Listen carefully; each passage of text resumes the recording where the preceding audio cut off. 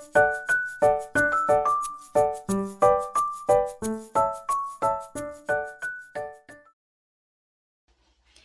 po! Welcome again to our channel.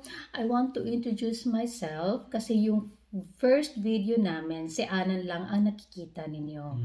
And I want to take this opportunity na libre siya. Ako si Ursula at dit is hoe heet jij? Ik ben Alan, ik ben 16 jaar. Goed zo. Alan ay may autism. We are living here in Netherlands 16 years na po. Dito na lumaki si Alan.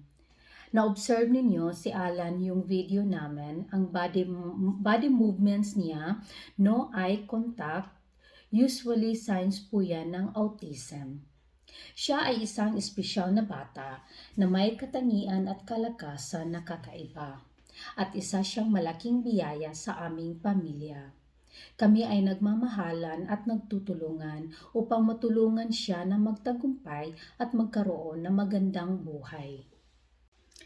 Hindi po ako medical expert regarding sa autism. Gusto ko lang ma-share sa inyo yung knowledge ko at natutunan ko dito sa Netherlands kung paano mo ma-handle yung bata na pag may autism.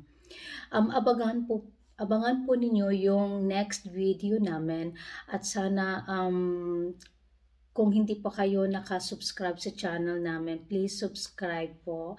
I really appreciate at yung nakasubscribe na maraming salamat sa support ninyo. And see you next time. God bless. And Doei iedereen! Dag! Bye! Zei Allah.